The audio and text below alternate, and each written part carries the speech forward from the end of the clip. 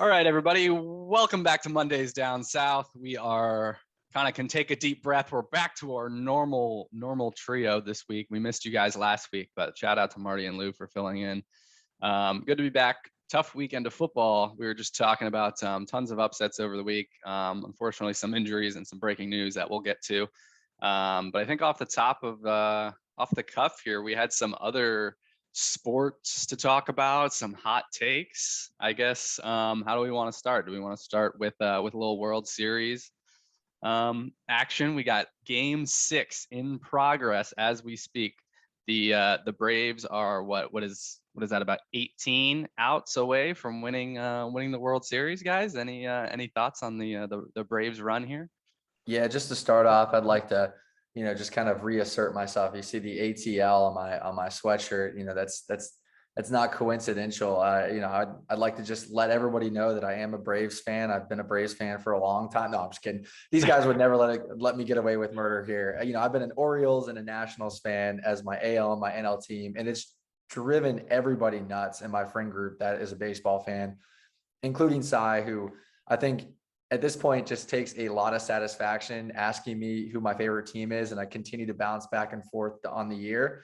But I'm not sure if you guys will allow me to get away with the cheering for the Braves because I'm so geographically close to Atlanta. But regardless, I would like to see them walk away with a victory. I think Braves Nation deserves it. The team is really drafted well on prospects like Freddie Freeman.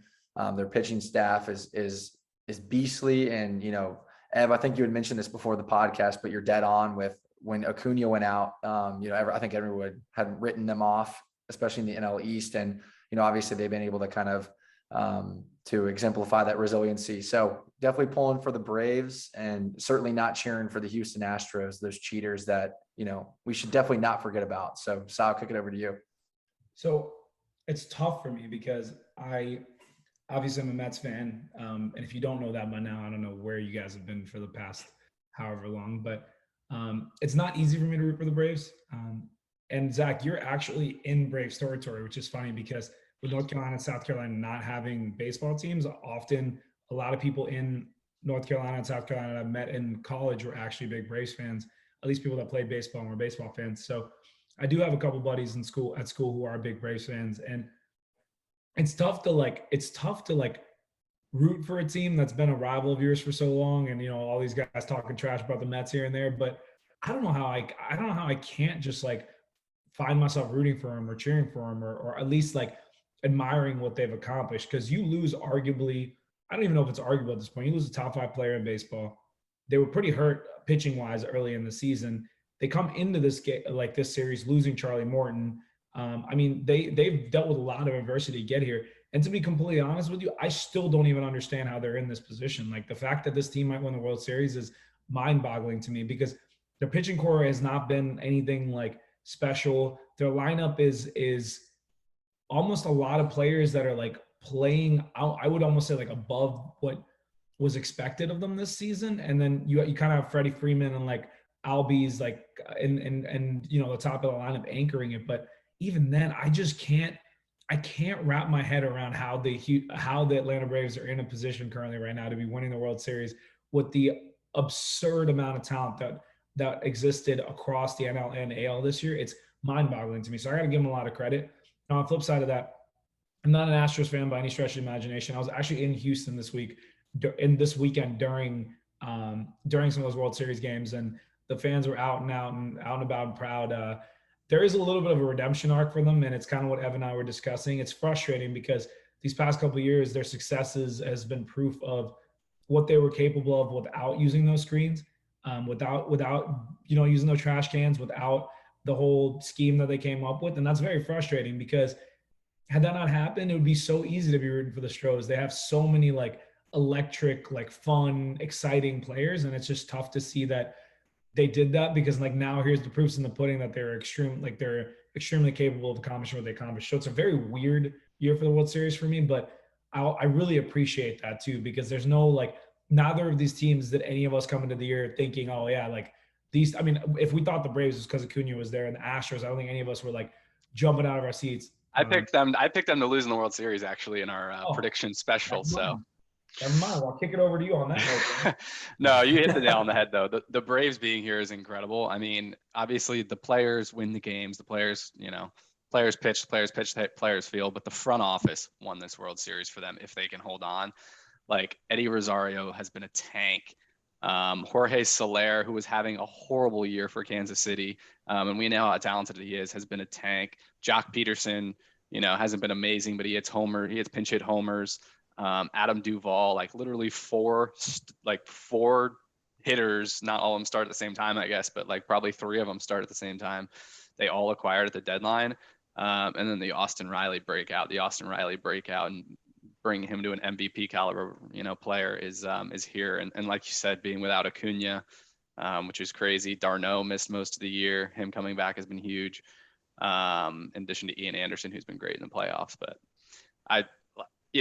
Zach, I can never pick on you for rooting the Braves because other than the Orioles, they're probably the team I most root for just because I think a lot of their players are so likable. So I'm hoping they can shut this out, and Houston don't deserve their redemption tour win by any means, in my opinion. And interestingly, for Astros fans, this really is probably their last really good opportunity. Like their window is starting to close. It's not going to completely close, but with Correa probably leaving this offseason, they have a lot of good young talent in the rotation, but they don't have any big names. So it's going to be interesting to see how many more shots they have left. So, not only do they want that redemption tour win that Sai mentioned, but, they might be thinking that they're not going to have a ton of additional shots at it. So hoping the Braves can shut it out here. And once this pod's over, you can bet that's where I'll be going if the Braves look like they're going to hold on. But I guess, Zach, kicking it over to you. I think you had some sort of a hot take or another sport to mention here? So I have another sport to mention because how have we not talked about the upcoming UFC fights, UFC 268 coming up, Ev? And, I know, Sai gets excited about UFC the more we talk about it, but just to kind of fill the listeners in, UFC 268 on November 6th is going to be arguably one of the largest pay-per-views of all time. I think the last, UFC pay-per-view event that I was most excited for was actually when Big E made his trip from Raleigh to Charlotte, and we watched the McGregor-Poirier 2 pay-per-view, which was full of incredible fights. But this pay-per-view specifically is so interesting because you have someone that just fought for the lightweight title in Michael Chandler, who's fighting third, from the top. Like, I mean, he's not even like the final fight, and he was like the main event just 3 or 4 pay-per-views ago. And he's going up against Justin Gaethje, who is an absolute menace, fresh off his loss against Khabib. But outside of that, I mean, he's really run train over everybody else in the division outside of Poirier too. So you have Poirier and Chandler, you have Rose, and I know Ev loves Rose, versus Zhang. And then you finally have Kamaru Usman versus Colby Covington, and arguably the most exciting fight that's, ever been introduced before, maybe outside of Khabib, Conor back in the day. So I guess, Ev, I'll kick it over to you here. I know this isn't Sai's main specialty, but what are your thoughts on those three fights? And do you have any temporary predictions before we get started here? No, I'm just excited, and I was pumped over the last weekend. They actually had, like, I guess 267 was a non-pay-per-view, which was interesting, but that was also a really good card, and a lot of fun to watch. It was during the afternoon too, because it was in Abu Dhabi. But yeah, and it's an MSG. It's at MSG. I think tickets were like $200, but I will say UFC, I think, is a lot more fun to watch actually, like, on TV. But I think it's gonna be good. I think Kamara, I can't wait for that fight because I didn't actually watch the first Kamara Colby fight, which was, people have said like one of the best fights they've ever seen. So I'm hoping that lives up to the hype there. I think Kamara gets it done. Rose and Zhang is going to be a good one. I don't know which way that one's going to go. And I do think it's going to be tough for your boy Chandler, but he's certainly got a shot to win that as well. So yeah, I don't know. I think it's going to be good though, like you said. And I enjoyed watching the one last weekend too, since it wasn't a pay-per-view, and seeing guys like Khamzat and Makachev and, some of the up and coming names, have big outings. So getting back in the UFC mode, I haven't really watched a ton of the fight game recently. You mentioned Khamzat. I think that man is like maximum like 1 or 2 fights from fighting for the title. And I'm not going to lie, his 6'2", 170-pound frame and his just utter dominance in striking and kind of like the Dagestan Russian wrestling. Like, I mean, he's just unbelievable and he has no flaws. I guess you could point out that his only flaw is that he hasn't faced superior competition yet. But I think you could argue that Khamzat would be a terrifying matchup against Kamaru Usman and Colby. And I bet you, and here's my hot take, I bet you if you matched up Khamzat versus any one of the fighters who are fighting for the welterweight title right now, I guarantee you that Khamzat would actually be favored. No. I bet you he would be favored in that. That's how crazy this is. Like, that's how good he is. And he's not even ranked right now, Sai. How are you 6'2", 170 winning fights? Like what? 6'2", 170? This dude weighs less than us. Like, that's absurd, dude.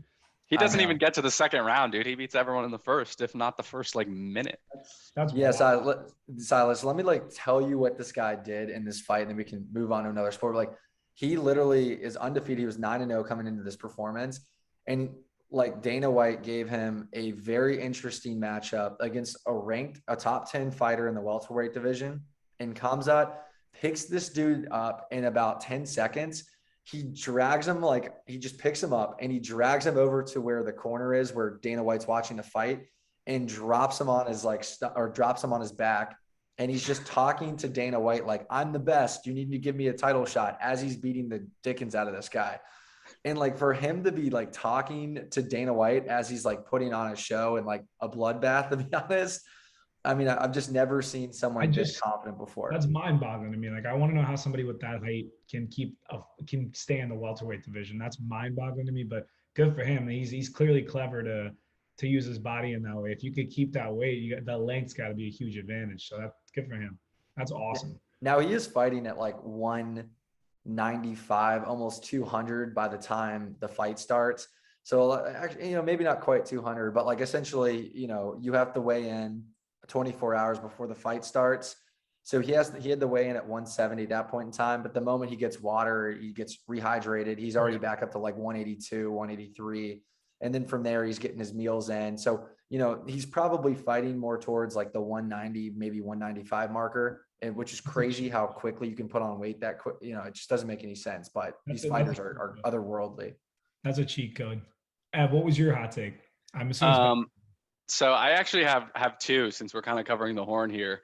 One is to call out the college football playoff committee for, we've had hints in the past that they're biased to the major conferences. And by hints, I mean, it's pretty obvious at this point. But I don't know if you guys saw tonight that Cincinnati has consistently, like in most of the polls lately, been ranked number 2 and certainly in the top 5. They were ranked number 6. Even behind like Ohio State and some of the other teams there, which basically, if you look at the teams ahead of them, means that Cincinnati doesn't control their own destiny over some of those teams, which is kind of just upsetting to me. And who knows where things stand by the end of the year? Maybe they decide to put them over if they keep winning. But I don't know. When all the other polls have them, I think at number 2. And I can see obviously putting Bama back above them, that makes sense. But, the Ohio States of the world, Oregon, Michigan State, I mean, I don't know. I think that's just some utter disrespect by the college football playoff committee. And Zach, for you, I wanted to mention, so JMU is likely, knock on wood, off to the Sun Belt and getting out under the FCS umbrella in 2 years. And if you look at the coaches poll, there are more teams ranked in the Sun Belt than there are in the ACC. Fun fact for your Tuesday morning. Now, granted, if you look at the CFP today, I think ended up having 3 in the ACC ranked and then none in the Sun Belt. So they went back to another example of major conference bias. But is that really even saying much? Like, to say you're ranked ACC sucks. That conference has been trash for like 4 years, bro. It's been one team carrying them, and then like maybe one team here and there that like somewhat lives up to their potential, but usually it's like a UNC or a Virginia Tech or somebody like that getting ranked like top 15 or top 20, and then they go lose to like Pittsburgh or some team that they have no business losing to, and then they move back. Like, And now this year, Clemson's not even that great. So it's all over the place. Like I know Virginia Tech was supposed to be something special. Zach can speak to that more because I've not paid any attention to that. But You guys remember my ridiculous projection Oh gosh. to start the season, which I know Ev won't ever let me live down, but it's just ridiculous. I mean, it's ridiculous. It's shameful on the ACC for not being able to recruit as highly as they should be, considering there's a majority of athletes that come out of the 757.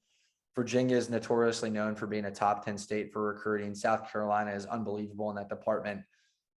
And these kids just, they can't go to any ACC schools. It's shameful. And to Evan's point about Cincinnati, that's almost more shameful. I don't know what the justification behind their algorithm to rank Cincinnati lower than Ohio State and Oregon. It doesn't make any sense because Cincinnati has purposely scheduled top 25 opponents to avoid these things from happening, knowing that they are putting together a good team and that they have the potential to be undefeated, which they are at 8-0.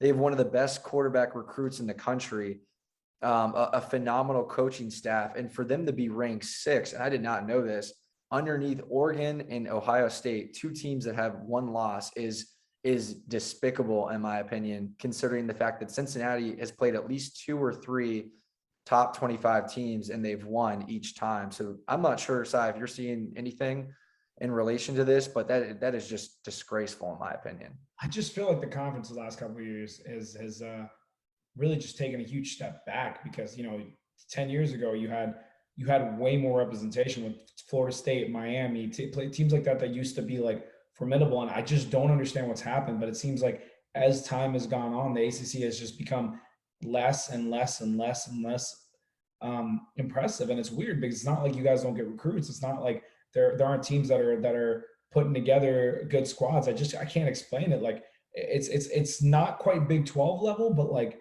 it's getting there. And not because Clemson alone is kind of what's kept you guys out of that Big 12 kind of realm of like teams that seem to get great recruits and know how to perform. But I don't know.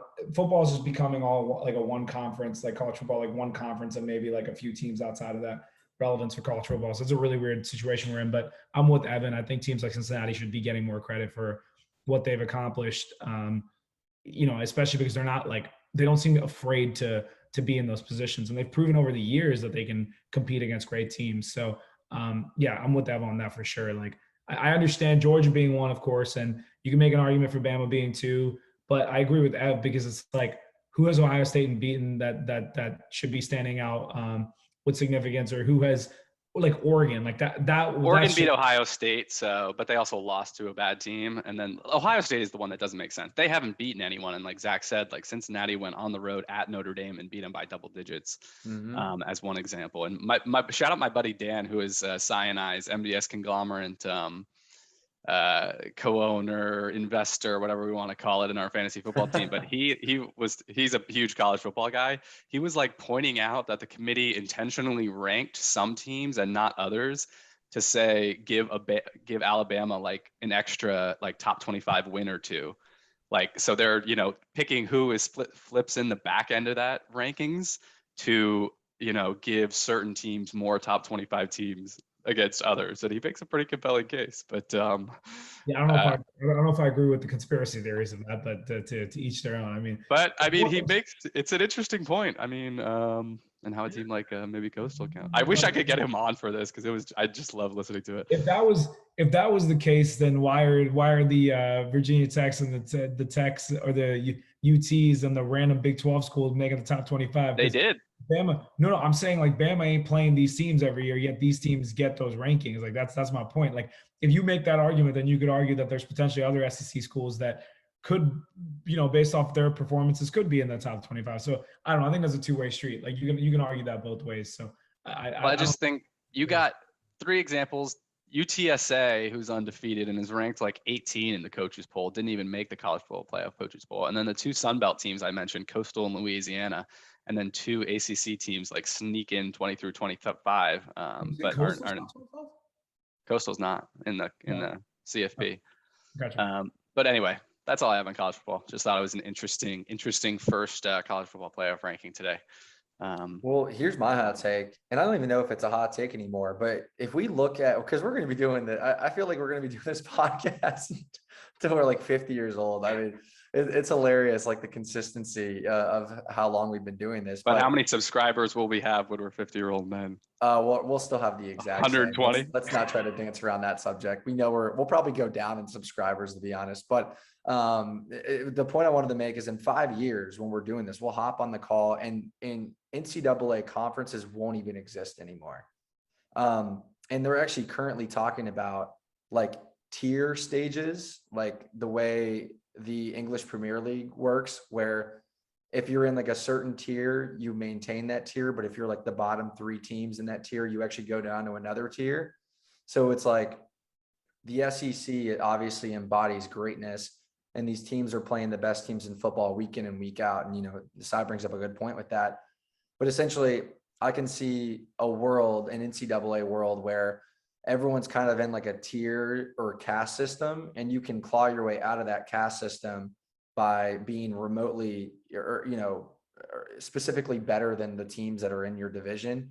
And if you're worse than the teams in your division, you go down a peg. So it's an idea that's actually being discussed currently. Who knows if it comes into fruition, but I think the conferences in 5 years are going to be done for. So last point, because I know we got to move on here, but what I'm not going to understand is like, say Texas and Oklahoma makes it in the SEC next year or in 2 years, however long it takes them. Mm-hmm. You all of a sudden, I mean, you already know my opinion on UT, but I don't even want to delve into it, but I can't stand UT, as you guys know, based off. Are you about to talk about the pole assassin? No, I'm about to talk about the fact that UT every single year gets top tier recruits. They have their own network. They have every accessible resource possible, and they consistently get ranked top, 10 to 15 to 20 every single year. And every single year they disappoint without fail. And it makes absolutely no sense. But I'm going to move on from that, because at the end of the day, they're still a high resource, high money team with their own network. I can't say that enough. They have their own network, and they're coming to the SEC along with Oklahoma, right? You take Oklahoma, who's been a perennial college football playoff contender every single year. You add them to the ACC. All of a sudden, you're adding even more teams, or it's the SEC. Sorry, you're adding teams that are playing each other within the conference. They talked about doing like a 4-tier division thing or whatever it is that they're talking about. But what does that mean for teams within the SEC as the SEC continues to add these guys? Because now people are talking about, oh, what if Clemson goes over there later? So what about the teams that are outside of the SEC, like the Clemson still in ACC or the Ohio State in the Big Ten? How do you or Oregon, whatever? How do you evaluate their records versus the teams that are in the SEC? Because you can make whatever argument you want for the past 2 decades. I would very much argue the SEC has been the best conference by a decent margin, but there's of course been years where you could argue other conferences have made a run for their money on a year or two. But now there is no argument. Like, it's clearly the conference with the best teams. So you're gonna run into situations where teams with 2 or 3 losses might be just as good, if not better, than teams with 1 or 2. You know what I mean? So it's gonna be a really weird situation. I don't know how they're gonna evaluate teams' performances and where they should be in the football rankings and stuff like that. So that's one thing that's really frustrating about adding teams to our conference and then keeping the other conferences the same. I mean, the Big 12 is gonna have to dissolve. They don't have anything to float on. I don't know. It's all kinds of madness for me, but yeah. The Big 12 now is 8 teams. They shouldn't even be called the Big 12 anymore. It's disgraceful. But yeah, Ev, I'll kick it over to you. What do you want to move on to from here? You want to talk some NFL? I've got one more thing before NFL, and it looks like Dansby Swanson just hit a 2-run homer, so it's now 5-0 Braves in the 5th. But I have one NBA thing quick. Obviously, we haven't talked NBA since the season started. It's been fun to watch. Sai and obviously Zach as well. Did LeBron, by putting his GM hat, ruin the Lakers? No. You sure about that? No. Dude. You can bet against LeBron every year if you want to bet against LeBron every year. You already know how I feel about Russell Westbrook. And clearly Russell Westbrook has not helped things in the time that he's been there. And that is not a surprise to me personally, even if you felt that he was good for your Wizards last year. You guys know that I always think Russell Westbrook goes to teams and he can't play well with stars. And I stand by that. But the Lakers will figure it out. Like they'll figure it out. Like I have no doubt they'll figure it out. First of all, LeBron has missed multiple games to start the season. And if we're being real here, if him and Anthony Davis are healthy, I don't care if you put us on the court with them. Those two will beat most teams if they're playing to their potential. That team will make the playoffs and then they'll ball out after that. So I'm not really.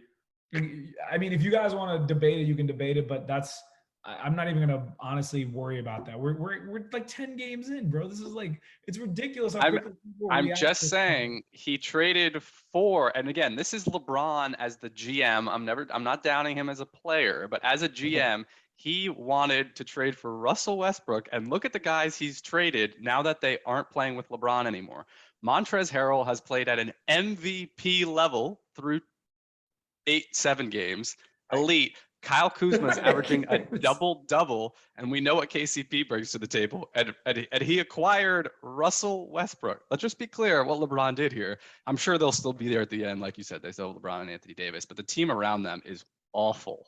What was Kyle Kuzma and Montrezl Harrell doing on the Lakers last year? There's a reason he traded them. Those two. No, there's a reason they weren't doing. You could argue the opposite. There's a reason they weren't doing anything because they were under LeBron's shadow. Or you could argue that they're on a trash ass excuse my language. Are you sure about that? Are you sure about that? They're on a trash Wizards team and they get more opportunities, but are you sure the Wizards are trash? Players on the Lakers for those guys to get the opportunities. Are you sure the Wizards are trash? I'm 100% positive that by the end of the season, even if the Wizards sneak into the playoffs, they will do nothing more than they've done the last couple of years. Because the East is stacked. Absolutely mediocre because they will never accomplish anything with their current management and their current roster construction. They will be stuck in purgatory as a lower seed in the Eastern Conference at best. The Wizards have no future currently, and there is nothing to even be excited about with the Wizards other than mediocrity or maybe a little bit above mediocrity. But I don't even need to waste my time talking about that franchise because they have done nothing of relevance in, I don't know, the better part of a decade. Like the last time they were good was when John Wall was healthy and they made the Eastern Conference and they choked to the Isaiah Thomas Celtics. So if we're really going to the Celtics were the higher seed. That's not choking, Sai.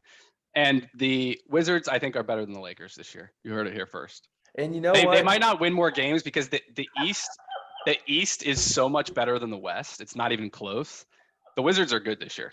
Dude, I'm not sure if I'm like willing the Wizards to go are good to Evan's level here, but think about this. Alex Caruso is now leading the Bulls too.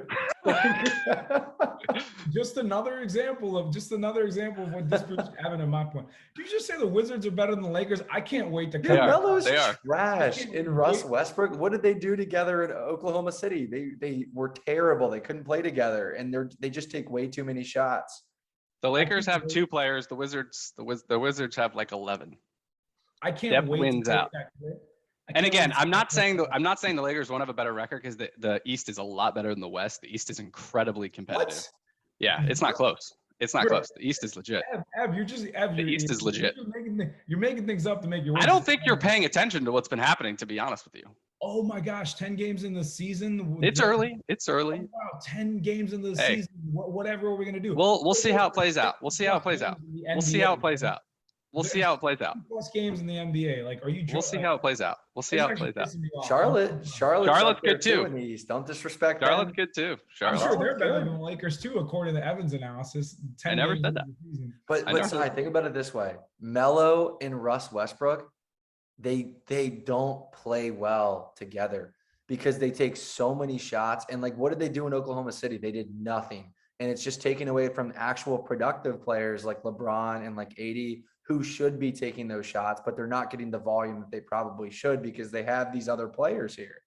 The difference is, and we're barely going to talk NFL this week, but that's okay because we're on this topic. I'm not moving on from this until I make my point. The difference is LeBron James was not on that team. One of the legit GOATs of all time was not on that team. And the difference is when the moment comes down to it, this is early season. This is what he does every year. He has a feeling out process. He lets his players do what they do. But then when the moment comes around, he talks to him and he says, "Hey, Russ, sit your butt on the bench if you're gonna be doing stupid stuff." That's something like KD and Paul George and guys like that never had the authority or audacity to do. But LeBron James knows what he's doing. And I don't even Ev, this might offend you, but I think I wholeheartedly mean this. I would take LeBron James and Anthony Davis with us three as the starters next to them over your Wizard squad when the moment comes down to it, because this is early regular season. LeBron's been hurt for the first like half of what has happened in the season so far. And they added a bunch of random guys who haven't played together yet. And you're telling me 10 games into the season of a completely new team that is how you represent what the Lakers' potential is? Do you really think that when who's had more turnover on their team this year, the Wizards or the Lakers? The Wizards. but the difference with the Wizards and the Lakers is your turnover wasn't the kinds of personalities the Lakers have. That's going to take more time to figure out. You see it all the time when stars come together. Dude, I can't believe you said the Wizards are better than the Lakers. That is the Wizards are better than the Lakers. Third take I think you've ever made. Book it. LeBron James with a bunch of nobodies is better than your Wizards team. Your Wizards are terrible. They're trash. All they're ever going to be is Side, that's just you not paying attention to the Wizards. That's okay. That's okay. The Wizards 10 games into the season. That's okay. 10 games into this. Oh, I'm so sorry. 10 That's games. Okay. That's okay. The Wizards are pretenders or contenders or whatever nonsense you want to put out there. That's also, okay. the fact that you assume the Eastern Conference is like significantly better than the Western. It's a lot deeper. It's definitely a lot deeper. It's definitely a lot deeper. Depth doesn't mean the conference is significantly better. The West still has great teams, so I'm not gonna let that slide.